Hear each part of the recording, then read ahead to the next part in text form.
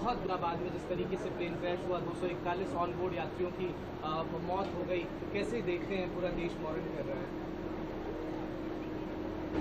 इस विमान हादसे के पीछे इस बात की भी दृष्टि होनी चाहिए कि मुझे ऐसा पता लगा है कि यूक्रेन की कोई एक एजेंसी जो ये मेंटेनेंस का काम करती है, सर्विस का काम करती है, तो कहीं माफ करना, ये तुर्की है।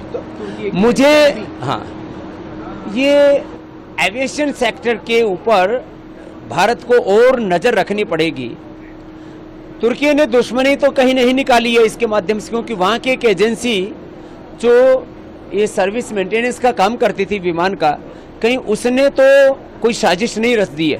उसका कॉन्ट्रैक्ट महाराष्ट्र 2 महीने पहले ही कैंसिल कर दिया गया था। 2 महीने का उसके पास और टेन्योर था कि वो अपने इसलिए अब भारत को 100% ऐसे संवेदनशील मैटर्स में तो कम से कम विदेशी लोगों के हस्तक्षेप को खत्म करना पड़ेगा। बहुत दिनों बाद में जिस तरीके से प्लेन क्रैश हुआ, 241 ऑन बोर्ड यात्रियों की मौत हो गई, तो कैसे देखते हैं पूरा देश मौन कर रहा है?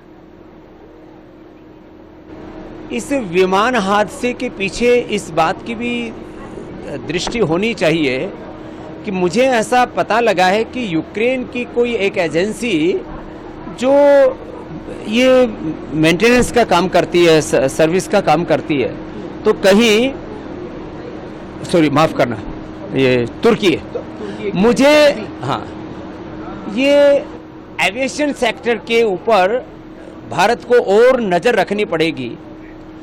तुर्की ने दुश्मनी तो कहीं नहीं निकाली है इसके माध्यम से, क्योंकि वहाँ की एक एजेंसी जो ये सर्विस मेंटेनेंस का काम करती थी विमान का, कहीं उसने तो कोई साजिश नहीं रच दी है। उसका कॉन्ट्रैक्ट महाराष्ट्र 2 महीने पहले ही कैंसिल कर दिया गया था। 2 महीने का उसके पास और टेन्योर था कि वो अपने इसलिए अब भारत को 100% ऐसे संवेदनशील मैटर्स में तो कम से कम विदेशी लोगों के हस्तक्षेप को खत्म करना पड़ेगा। बहुत दिनों बाद में जिस तरीके से प्लेन क्रैश हुआ, 241 ऑन बोर्ड यात्रियों की मौत हो गई, तो कैसे देखते हैं पूरा देश मौन कर रहा है?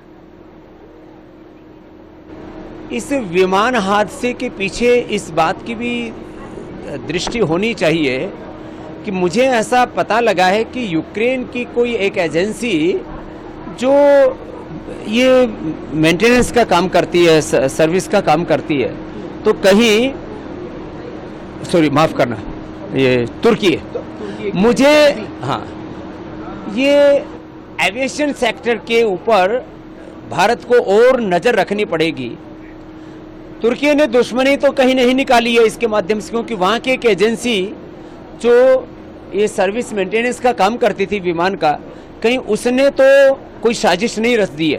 उसका कॉन्ट्रैक्ट महाराष्ट्र 2 महीने पहले ही कैंसिल कर दिया गया था। 2 महीने का उसके पास और टेन्योर था कि वो अपने इसलिए अब भारत को 100% ऐसे संवेदनशील मैटर्स में तो कम से कम विदेशी लोगों के हस्तक्षेप को खत्म करना पड़ेगा।